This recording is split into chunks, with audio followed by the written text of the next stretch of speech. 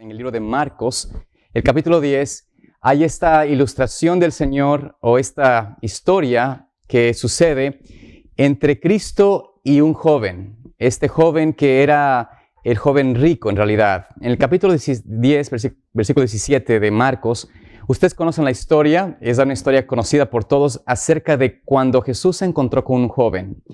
Y dice lo siguiente: al salir Jesús para seguir su camino, un hombre llegó corriendo e hincándose ante él le preguntó: Maestro bueno, ¿qué haré para heredar la vida eterna? Jesús respondió: ¿por qué me llamas bueno? Ninguno bueno, sino solo Dios. Ya sabes los mandamientos: no cometas adulterio, no mates, no hurtes, no digas falso testimonio, no defraudes, honra a tu padre y a tu madre. Entonces el hombre respondió: Maestro, todo esto guardé desde mi juventud. Entonces Jesús lo miró con amor y le dijo: una cosa te falta. Ve, vende todo lo que tienes y dalo a los pobres, y tendrás tesoro en el cielo. Luego ven y sígueme. Pero al oír esto se apenó y se fue triste porque tenía muchas posesiones. Cuando sucede esta historia, que ustedes la conocen, viene allí este joven rico con Jesús y se encuentran. Y Jesús ve en este joven a alguien que él podía usar para su ministerio. La historia es clara. Recordemos de que él piensa, el joven rico cree que está haciendo todo lo posible para poder realmente heredar la vida eterna, pero la preocupación de su corazón es: bueno, Señor, ¿qué más me falta? Quizás hay algo en mi vida que no he terminado, que no he hecho todavía para estar listo para el cielo. Y entonces Cristo, al ver lo que le faltaba al muchacho, o quizás al verlo en su deseo, en su afán de poder alcanzar la vida eterna, le dice: mira, todo lo que tienes has hecho, o sea, si algo te falta es lo siguiente: ve y vende todo lo que tienes y dale a los pobres, y entonces tendrás riquezas en el cielo, y ven y sígame. Entonces, el joven rico, al escuchar esto, hace esa evaluación, ¿no es cierto?, que nosotros hemos entendido, sucedió en la vida de él, en esa mente, en ese momento, en ese instante. La evaluación de saber o no qué vale más, la vida eterna o mis posesiones. En la experiencia del joven, las posesiones, darlo todo para el maestro, entregar todas sus riquezas, sus herencias, lo que él había adquirido, era demasiado pedir para realmente seguir al Señor. Entonces se fue triste. En respuesta a esto, la lectura bíblica que tuvimos es la que vamos a enfocarnos un poco en esta mañana, que es lo siguiente. Cristo hace este énfasis donde dice: entonces Jesús, versículo 23, miró alrededor y dijo a sus discípulos: cuán difícilmente entrarán los ricos en el reino de Dios. ¿Qué es lo que vemos aquí? ¿Cuál es la primera, respuesta de Cristo a esta decisión del joven? Cuán difícil va a ser que los ricos entren en el reino de Dios. Y esta expresión de Cristo no solamente le dice una vez, sino que vuelve a reiterar. Pero pensemos un momento en este punto. ¿Qué es lo que impide, ¿no es cierto?, que el hombre que tiene posesiones, que tiene conocimiento, que tiene algún tipo de riquezas en la tierra, impida o sea, no sea apto para ir al cielo? Pues la situación comienza con el tema de que en esta expresión, el amor a las riquezas, el amor a lo que no es sino de lo terrenal, estas circunstancias, este apego a los bienes, impide al hombre a despojarse. Entonces, es una cuestión de elección. El primer punto es: la elección para el ser humano que tiene posesiones es más difícil. Ahora, ¿qué hace Cristo con énfasis en esto? También quería Cristo de llevarles a los discípulos a algo muy especial. Ustedes saben de que hoy en día tenemos una idea equivocada en el cristianismo moderno acerca de lo que Dios es y lo que es el plan de redención para nosotros. Muchas veces se estudia de la palabra de Dios o de la teología de Dios en un énfasis de lo que el hombre puede hacer por sí mismo. Y en la mentalidad hebrea, en la mentalidad de los judíos de ese entonces, de los discípulos inclusive, había ese concepto de que el hombre podía de alguna manera tener méritos para ser salvo. Cristo, usando esta experiencia triste de este joven rico, hace una declaración que a los discípulos les cayó como una bomba, como una información que no podían ellos imaginarlo, pensarlo. Cristo les dice, cuán difícilmente entrará un rico en el reino de los cielos. Entonces, miren ustedes lo que hacen los discípulos. Versículo 24. Los discípulos se espantaron de sus palabras, pero Jesús les volvió a decir, hijos, cuán difícil es entrar en el reino de los Dios a los que confían en las riquezas. Aquí vemos de que los discípulos vuelven entonces a sentarse, a quedarse atónitos, se espantan. Y entonces Jesús les vuelve a decir, miren, cuán difícil es que un hombre entre al cielo que confía en sus riquezas. Aquí los discípulos es como al principio, como que no entendieron lo que Jesús dijo. Y entonces aquí vuelve el Señor Jesús a decirles, miren, el asunto es de que el que confía en las riquezas temporales no puede entrar. Ahora ellos, versículo 25 dice, el versículo 25 en realidad vemos allí que Cristo continúa diciendo, es más fácil pasar un camello por el ojo de una aguja que un rico entrar en el reino de los cielos. Y ellos se espantaron aún más y decían, entonces, ¿quién podrá ser salvo? Noten ustedes aquí que los discípulos se quedan espantados, ¿no? ¿Quién puede entonces ser salvo? Si los ricos que reciben el beneficio de Dios, que tienen el privilegio de ser contados entre los honrados por las bendiciones de Dios y tienen ciencia, conocimiento, intelecto, han sido entrenados, conocen, en el caso de los judíos, hablando de los ricos, como este joven, era un joven ilustrado, tenía conocimiento de la palabra de Dios, podía entender la doctrina bíblica. Todas esas cosas hacían de este joven un ejemplar. Y en la mente de los discípulos, al ver este joven tan ejemplar y también con riqueza, con bendiciones de Dios, ellos decían, ¿quién puede entonces ser salvo? ¿Quién puede, si es que este joven rico y los ricos que son aquí entre nuestro pueblo no serán salvos? Si ellos no se salvan, peor nosotros, peor los que somos pobres y los que no tenemos bendiciones del Señor, por decirlo así. Entonces, Cristo trata de llevarlos a este punto a los discípulos para enfocarles en algo que es muy importante para nosotros. Noten ustedes lo que Cristo les dice después. Perdón. Dice allí, Jesús los miró y les dijo, para los hombres es imposible, pero no para Dios, porque todas las cosas son posibles para Dios. Noten ustedes que aquí Jesús les dice a los discípulos lo que deben ellos enfocarse. No en la imposibilidad del hombre, sino en la posibilidad de Dios. Entonces, noten ustedes aquí lo importante de esto, de que el Señor quiere que nosotros nos enfoquemos, prestemos atención a la posibilidad de Dios. Humanamente el hombre puede ser algo en sus propios méritos para salvarse. Claro que no, es imposible. El hombre por sí mismo no puede salvarse. Y ninguna persona, por más rica o otorgada de dones, de bendiciones, aún de talentos o de capacidad intelectual, puede por sí mismo ser salvo. Y Cristo hace este énfasis y le está llevando a los discípulos a entender que la teología falsa, el pensamiento o la ideología de los judíos que tenían entonces de que por ser hijos de Abraham, por ser del linaje de David, por ser de la casa de Israel, por ser el pueblo de Dios, ya con eso era suficiente para ser salvo. Cristo quería mostrarles de que el hombre necesitaba de Dios. Si los ricos que eran bendecidos tenían que entregar todo para el maestro, para los pobres era la misma requisito. Claro que para el pobre es más fácil porque al no tener riquezas, les es más fácil decirlo, Señor, te entrego todo porque no tengo mucho. Quizás en ese sentido es lo que Cristo trataba de mostrarles. Pero notemos de que el Señor quiere que nos enfoquemos en su posibilidad y no en nuestra imposibilidad. Mas hay algo que también tenemos que comprender. Y vamos a ver esto en la historia que se encuentra en el libro de Mateo, el capítulo 14. El libro de Mateo, capítulo 14. Sí. En Mateo 14 tenemos una historia donde el Señor también nos muestra el mecanismo del Evangelio, el mecanismo de la verdadera unión a Cristo, la verdadera comunión y el verdadero entendimiento de lo que significa tener a Dios en nuestras vidas. Es allí en esta historia que de hecho nos habla el Señor sobre una experiencia que tuvo con sus discípulos también. Estamos viendo en el capítulo 14 a partir del versículo 22.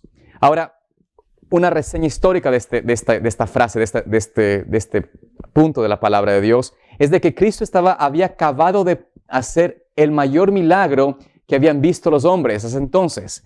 Era no el dar vida a un muerto, que era para mí sería lo más grande, no era que sanó a un leproso, no era que quitó un demonio, sacó un demonio de alguien. Para los hombres, para los discípulos, para los judíos, el mayor milagro tuvo que ver con lo que todos quizás a veces flaqueamos, y era que Cristo dio de comer, dio de alimento a 5,000 hombres más sus esposas y sus hijos. Este hecho de haber saciado el apetito de tantas personas en realidad fue para los discípulos y para todos los que estaban allí como la mayor muestra de que Cristo era el Mesías. Era el mayor milagro posible.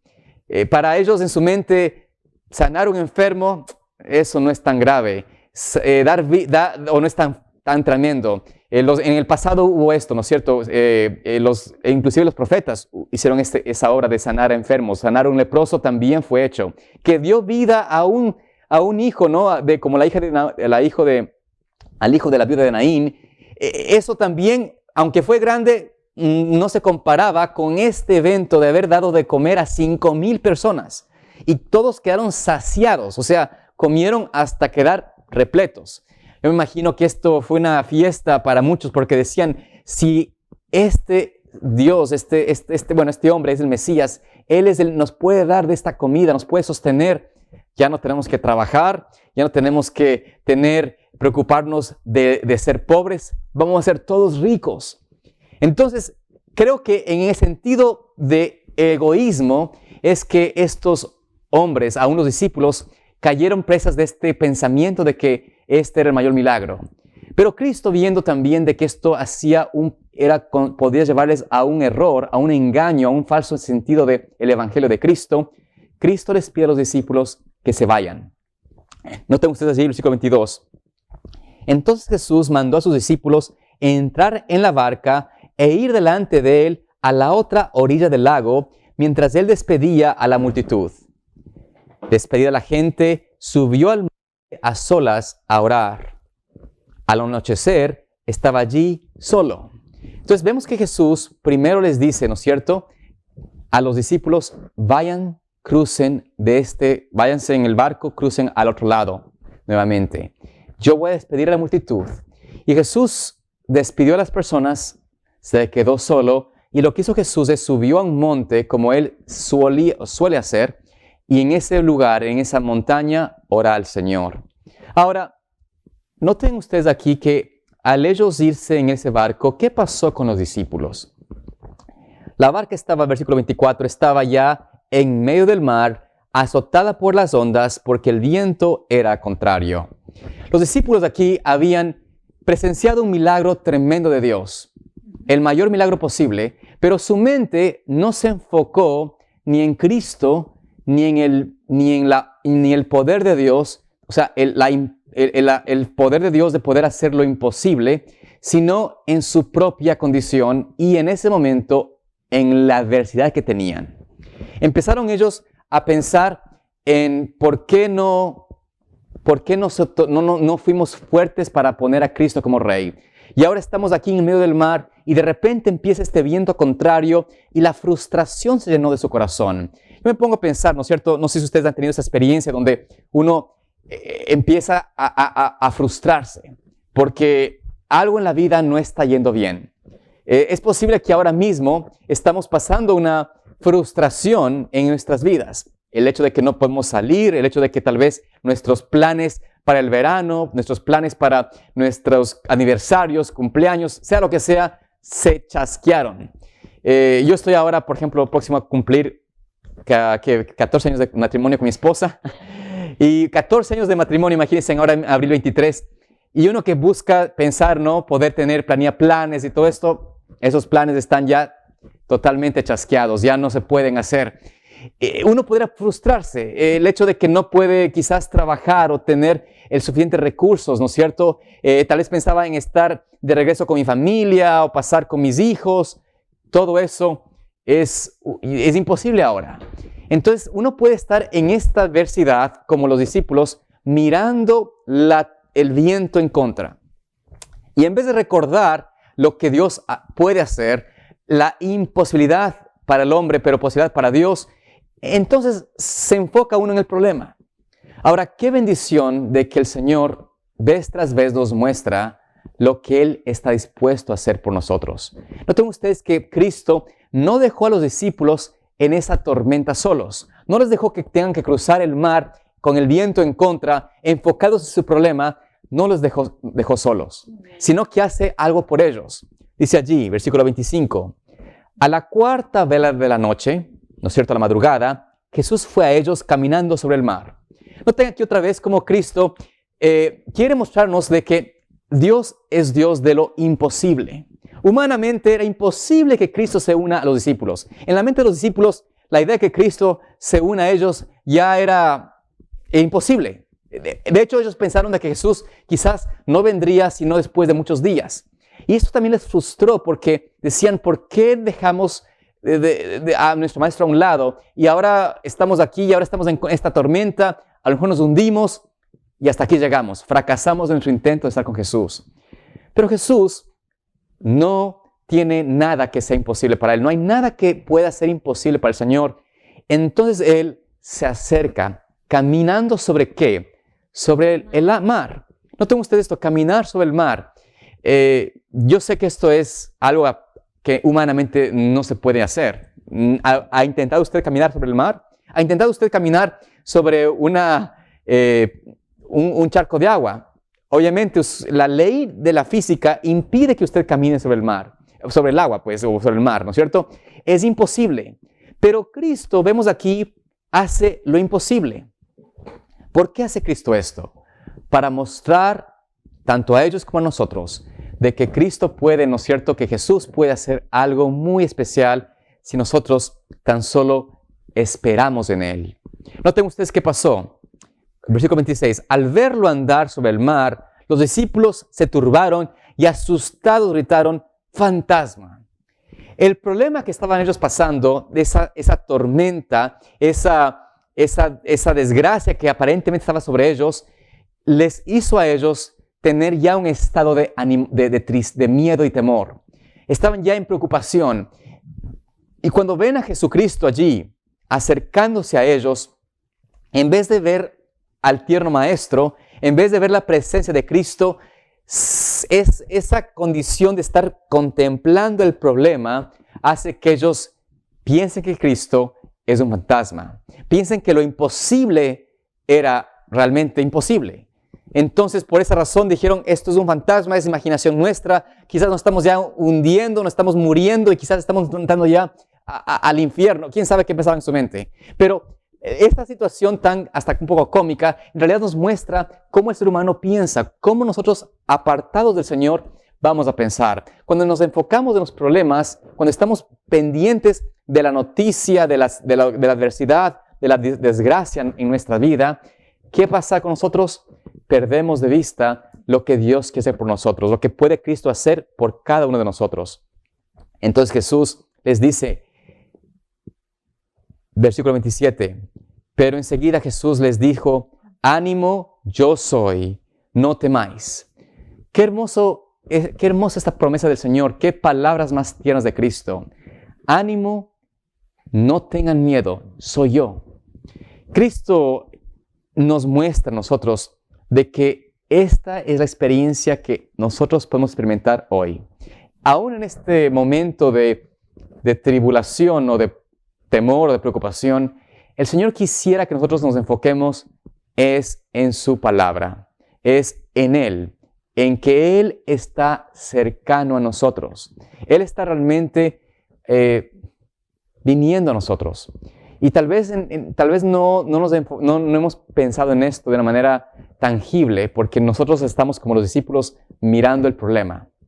Pero si tan solo nosotros realmente contemplamos a Cristo, nos daríamos cuenta por la fe de que Él está en nuestro alrededor y que nos dice, confíen en mí, yo estoy aquí, no teman. Dice allí el versículo 28, entonces respondió Pedro, Señor, si eres tú, manda que yo vaya a ti sobre el agua. Noten aquí que tal vez tú estés en esa situación y digas, bueno, si el Señor está conmigo, ¿por qué no Dios me ayudas a salir, a caminar sobre este problema? Cristo en esa experiencia no te va a decir nunca, no puedes caminar. Al contrario, te invita, te dice, ven. Y Pedro, ¿no es cierto? Versículo 28, descendió, dice, de la barca y anduvo sobre el agua en dirección a Jesús. Noten ustedes que aquí Pedro responde al llamado del Señor, que Dios le dice, ven, ¿quieres caminar sobre el problema? ¿Quieres caminar sobre las aguas? ¿Quieres caminar sobre esta tribulación? Ven. ¿Qué era el requisito? ¿Cuál era la única cosa que Pedro tenía que hacer para poder caminar sobre el problema? Sobre esta tormenta, sobre esta desgracia que estaba pasando en su vida. Tener su mirada en Cristo. Creer que el mandato del Señor era real. Esto quiere decir de que nosotros podemos hoy, por la gracia de Cristo, también aferrarnos al Señor.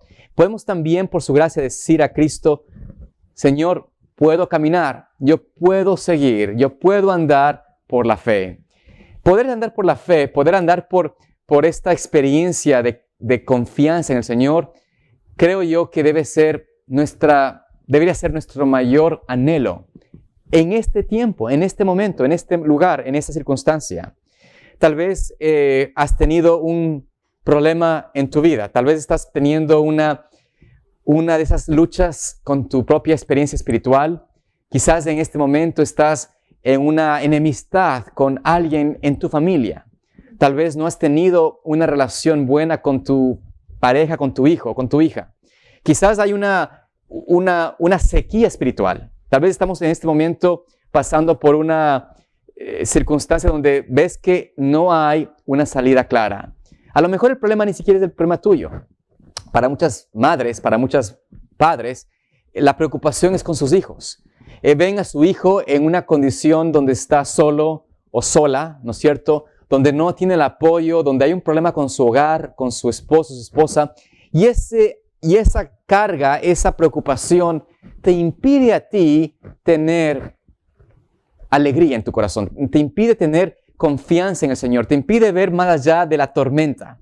Tal vez en esta misma condición ahora que estamos pasando, ¿no es cierto? Conoces de algún caso. Me acuerdo que me contaba una hermana de que una familiar de ella esta semana falleció. Y a lo mejor pudo ser por el virus, no se sabe. Y este sufrimiento, esta preocupación puede traer esa nube a tu corazón, a tu mente. Cristo te dice, mira, la única manera de poder sobrellevar y poder caminar sobre ese problema es si estás dispuesto a contemplarme, a mirarme, a verme. Por eso dice aquí la palabra del Señor, ¿no es cierto? Ven.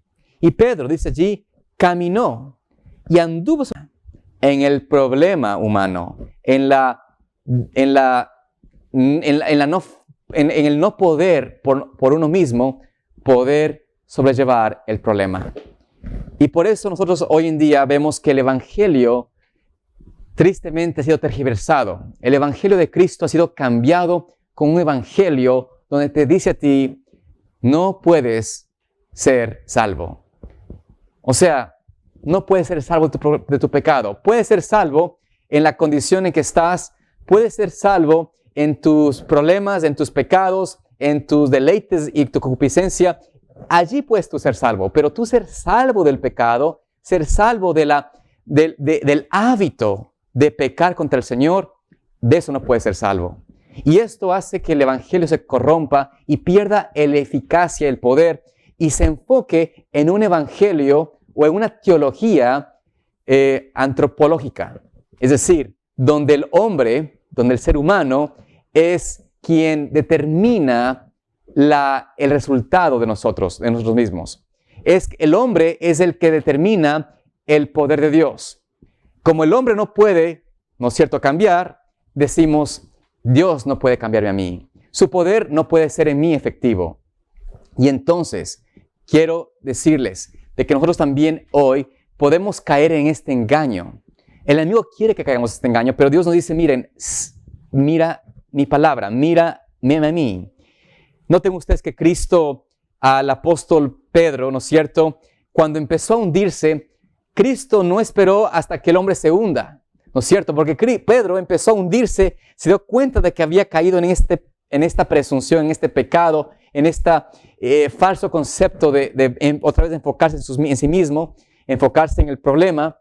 Y entonces él exclamó a Cristo, sálvame. Y Jesús no lo deja abandonado, no lo deja solo, sino que corre a él, de inmediato lo saca de este problema, lo trae a la barca. Pero también Cristo le dice algo interesante. Le dice, hombre de poca fe, ¿por qué dudaste? Esta tal vez es la expresión de Cristo en nuestras vidas hoy. Hombre, mujer de poca fe, ¿por qué dudas de mí? ¿Por qué dudas de mi palabra, de mi evangelio, que es poder de Dios para salvación? Noten ustedes en el libro de Judas, el capítulo 1, bueno, hay solo un capítulo allí, pero noten ustedes el versículo 24 y 25. ¿Ustedes quieren ver un compendio del evangelio de Cristo en 2 versículos? Estos son.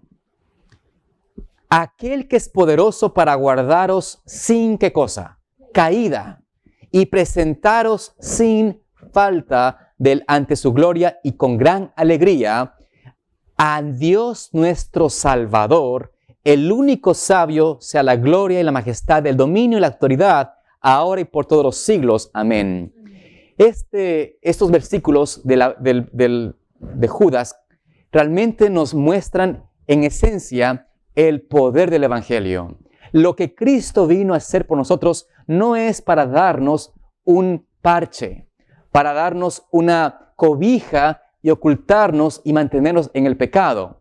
El Señor dice, como dijo a Pedro, ¿por qué dudas? Yo te puedo salvar. Camina sobre el agua de tus problemas y el pecado. Camina sobre ellos y no en ellos.